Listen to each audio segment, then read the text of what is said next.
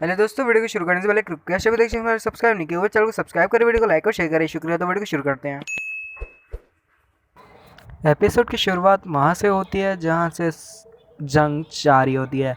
Human और demon clan के बीच 100 सालों से जंग जारी है और यहीं पर हमें बताया जाता है कि जो एक डीमन क्लैन मतलब ह्यूमन क्लैन और डीमन क्लैन, इन दोनों के बीच जो समझौता होता है कि ये दोनों आपस में शांति से रहेंगे, तो डीमन क्वीन जो कि इज़ाबेला है वो इस पे साइन कर देती है।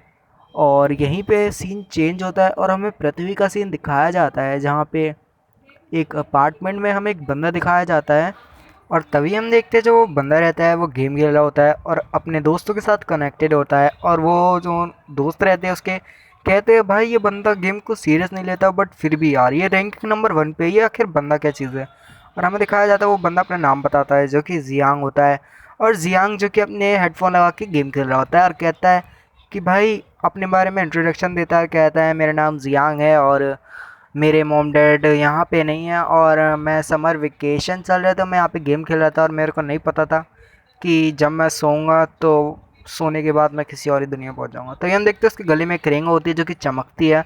और जैसे ही वो चमकती है हमारे मेन प्रोटैगनिस्ट की आंखें बंद होती है और जब आंखें खुलती है तो वो एक ऐसी जगह पे होता है जब वो कहता है कि भाई ये तो मेरे घर की सीलिंग है ही नहीं और मैं कहाँ पे हूँ। तभी उसके सामने एक डीमन क्वीन होती है जो कि स्टार्टिंग में बताई जाती है, जो समझौता कर रही थी इंसानों के साथ। वो उसे कहती है क्या तुम पागल हो, तुम्हें नहीं पता कि ये डीमन डीमन कैसल है और तुम डीमन कैसल के अंदर हो, और क्या तुम इतने बेवकूफ़ हो कि तुम्हें पता ही नहीं कि ये कौन सी जगह है। और यहीं पे हम देखते हैं कि बहुत बड़ी सी जगह होती है जो कि डीमन कैसल जैसी होती है, जो कि उसी डीमन ने कहा था। तो हमारा मेन प्रोटैगनिस्ट कहता है भाई मैं सपना तो नहीं देख रहा। और वहाँ पे काफ़ी सारे डीमन खड़े होते हैं जो कि उसी की तरफ देख रहे होते हैं। और जियांग कहता है कि भाई आखिर ये क्या चीज़ है, ये क्या डिफरेंट यूनिवर्स है। डीमन क्वीन तभी कहती है कि आपको वाकई में यकीन है कि यही चूज इन वन है। और तभी वो जादूगरनी कहती है कि हाँ, शायद से यही चूज इन वन है, जिसके पास भी वो रिंग होगी वही होगा चूज इन वन। तो इस जियांग कहता है क्या ये रिंग, और तभी वो कहता है कि क्या यही रिंग की तुम बात कर रहे हो और ये रिंग। और यहीं पे जो है डीमन डीमन क्वीन इजाबेला उससे कहती है हाँ, तुमने सही कहा, यही रिंग जो कि मेरे पास है और ये बिल्कुल सेम टू सेम है। और लगता है कि तुम ही हो, बट मुझे तुम्हारे अंदर से इतनी सारी डीमन पावर क्यों महसूस नहीं हो रही। तुम अगर चूजन वन होते तो तुम काफ़ी ताकतवर होते, पर तुम्हारे अंदर तो बिल्कुल भी एनर्जी की सोर्स या कुछ भी महसूस नहीं हो रहा। तभी जियांग कहता है कि मेरे को तुम्हारी बात की कोई भी बात समझ में नहीं आ रही, क्या तुम मेरे को समझाओगी। और वैसे जो ये रिंग है मैंने एक ऐसे ही ख़रीद ली थी किसी से। और ये बात सुन के वो डीमन क्वीन इज़ाबेला हैरान हो जाती है और कहती है क्या तुमने इसको ख़रीदा है। तभी वो कहती है जादूगरनी से कि मेरे को लगता है कि ये वो चूज़ इन वन नहीं है जिसकी हम बात कर रहे हैं, लगता है कोई गलती हुई है। और तभी वो जादूगरनी कहती है कि ऐसा हो ही नहीं सकता, कभी मैजिक स्पेल में कभी गड़बड़ नहीं हो सकती। और यहीं पे जियांग कहता है आखिर तो मेरे को समझाने की कोशिश करोगे कि यहाँ पे चल क्या रहा है। तभी डीमन क्वीन इज़ाबेला कहती है कि मेरी बात ध्यान से सुनो, मैं हूँ डीमन क्वीन इज़ाबेला। और साथ ही वो बताती है कि आज जो है समझौता होने वाला था डीमन और ह्यूमन क्लैन के बीच, और हम दोनों क्लैन शांति से रहने वाले थे।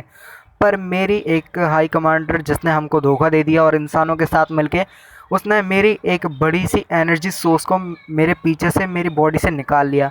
और अब मैं काफ़ी कमज़ोर हूँ, पर 4 लोगों ने मेरी जान बचाई, मतलब 4 डीमन ने, जिसकी वजह से मैं बच गई। मतलब उसके कमांडर होंगे तो उनने जो है डीमन क्वीन की जान बचाई। तभी हम देखते हैं जो डीमन क्वीन उससे बात कर रही होती है, पर यहाँ हमारा जियांग अलग ही सोच में होता है और कहता है लगता है मेरे को यहाँ पे चूज़ किया गया है हीरो बनने के लिए, और लगता है मैं हीरो बनूंगा। मज़ा आने वाला है इस समर वेकेशन में, और लगता है मेरी डीमन क्वीन से शादी भी हो जाएगी। और यहीं पे वो कहता है कि अच्छा तो मतलब ऐसी बात है, तो तुम माउंटेन पे जाके छुप क्यों नहीं जाती। तो डीमन क्वीन कहती है क्या तुम्हें लगता है कि इंसान हमें छुपने भी देंगे। और तभी हम देखते हैं जो वो लड़की होती है वो कहती है कि ये इंसानी कचरा ये हमें काफ़ी मुसीबत में डाल रहा है और इसी की वजह से सब कुछ हो रहा है। और ये जो इज़ाबेला रहती है उसको कुछ होने लगता है और यहीं पे वो काफ़ी चौंकी हुई और काफ़ी हैरान होती है। और तभी हम देखते हैं एकदम से कुछ होता है उसको फील, या फिर कुछ भी बोल सकते हैं।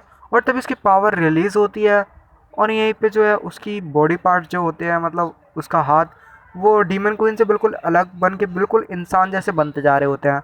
और यहीं पे पूरी तरह से वो इंसान बनने जा रही होती है। और यहीं पे सारे लोग हैरान होते हैं, वो जादूगरनी भी हैरान होती है। और यहीं पे सारे लोग कहते हैं कि ये क्या हो रहा है। और यहीं पे जो जियान है वो उसकी तरफ देखता है और कहता है भाई छोटे हैं बट बड़े हैं और काफ़ी अच्छा है। और तभी जो है जियांग उसको पूरा नेकेड देख लेता है और यहीं पे वो बोलती है ये मेरी बॉडी को क्या हुआ।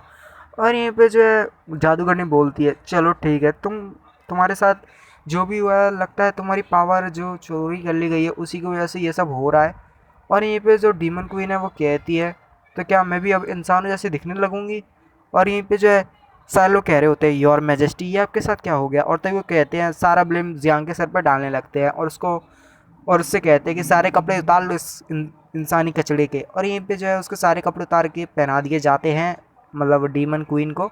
और यहाँ पे काफ़ी सारे डीमन आते हैं और कहते हैं इंसान हम पे हमला करने के लिए हमारे कैसल के अंदर आने वाले हैं। डीमन क्वीन कहती है तो लगता है हमें यहाँ से भागना पड़ेगा। और यहीं पे जो है वो कहती है चलो अब सारे लोग भग जाते हैं। और तभी हम देखते हैं जो जादूगरनी रहती है वो कहती है चिंता मत करो मैं तुम्हें अपने स्पेल से जो है यहाँ से बाहर निकाल दूँगी और प्लीज़ सेफ रहना। और बाकी सारे लोग इज़ाबेला का ख्याल रखना। डीमन क्वीन कहती है जादूगरनी आप भी हमारे साथ चलो। पर जो जादूगरनी होती है वो जो है डीमन क्वीन की मदद करती है वहाँ से भागने के लिए। जो जियांग होता है वो वहाँ से भागने लगता है बट तभी जो बाकी सारे लोग होते हैं वो उसको पकड़ लेते हैं। और यहीं पे हम देखते हैं सारे लोग रेडी होते हैं जाने के लिए। और यहीं पे जो जियांग होता है वो फुल्ली अपना कहता है कि भाई मेरे को नहीं जा रहा, मेरे को छोड़ दो, मैं तो भाग रहा हूँ भाई, इंसान मेरे को बचाओ कोई। इन सभी ने मेरे को कैद कर लिया। पर तभी वो सारे डीमन उसको फिर से पकड़ लेते हैं। और यहीं पे जो इज़ाबेला है वो भी कहती है कि जादूगरनी प्लीज़ आप भी हमारे साथ चलिए। और यहीं पे जो जादूगरनी होती है कहती है नहीं मैं तुम्हारे साथ नहीं चल सकती। और यहीं पे वो उसे एक स्माइल करती है और इसी के साथ वो अपने मैजिक स्पेल को यूज़ करते हुए वहाँ से सभी लोगों को दूसरी जगह पे टेलीपोर्ट कर देती है बोले तो। और यहीं पे जो है जैसे ही वो सारे लोग चले जाते हैं तभी दरवाज़ा खुलता है और यहीं पे जो है टूट जाता है। और यहाँ से हमें एक इंसान आते हुए दिखाया जाता है जो कि इस पूरी इंसान की आर्मी को लीड कर रहा होता है। तो जादूगरनी पीछे देखती है तो वहाँ पे एक बूढ़ा और एकदम दाढ़ी मूंछ वाला इंसान खड़ा होता है जो कि काफ़ी पावरफुल लग रहा है। भाई ये तो बैडएस लग रहा है, कत्ती बैडएस। और ये वो कहता है कहाँ है डीमन क्वीन इज़ाबेला। इसी के साथ सीन शिफ्ट होता है और हमें जंगल का सीन दिखाया जाता है जहाँ पे हम देखते हैं डीमन क्वीन इज़ाबेला और बाकी के साथियों को जो कि टेलीपोर्ट होकर वहाँ पे आ जाते हैं। और वहीं पे हम देखते हैं सारे लोग कहते हैं हम तो कैसल से काफ़ी दूर आ गए हैं। और यहीं पे हम देखते हैं वो सारे लोग कह रहे होते हैं कि आखिर ये सब चल क्या रहा है भाई, मेरे को समझ में नहीं आ रहा। और यहीं पे हमें वही चड्डी हमारा मेन प्रोटैगनिस्ट दिखाया जाता है, चड्डी में पहना हुआ है। और यहीं पे जो है इज़ाबेला कहती है कि मैं ऐसे वक्त में रोते वाली नहीं हूँ पर मैं इन सब की मौत का बदला लूँगी जितने मेरे डीमन साथी मरे हैं। और तभी हम देखते हैं कोई उन्हें देख रहा रहता है ऊपर से।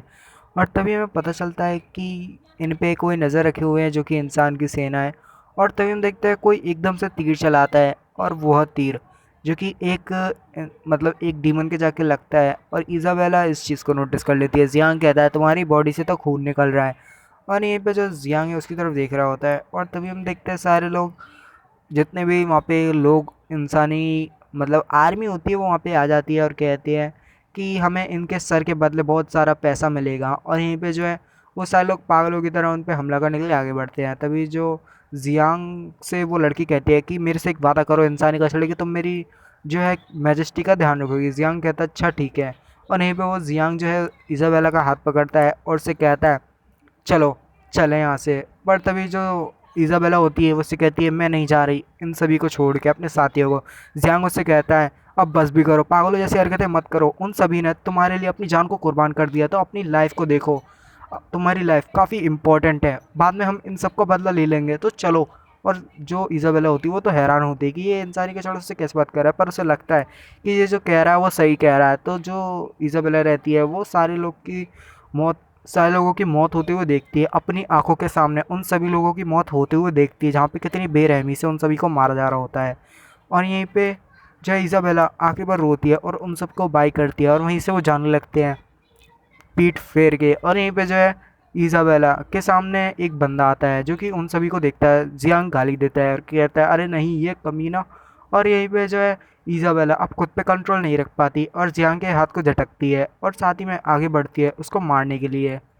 और यहीं पे सारे लोग उनको देख रहे रहते हैं तुम कमीने इंसान, तुमको मैं छोड़ूंगी नहीं। और इसी के साथ वो हमला करने के साथ ही यही एपिसोड खत्म हो जाता है। वीडियो पसंद आई लाइक करना, चैनल पर नए हो सब्सक्राइब करना। मिलते हैं अगली वीडियो में, तब तक लिए बाय।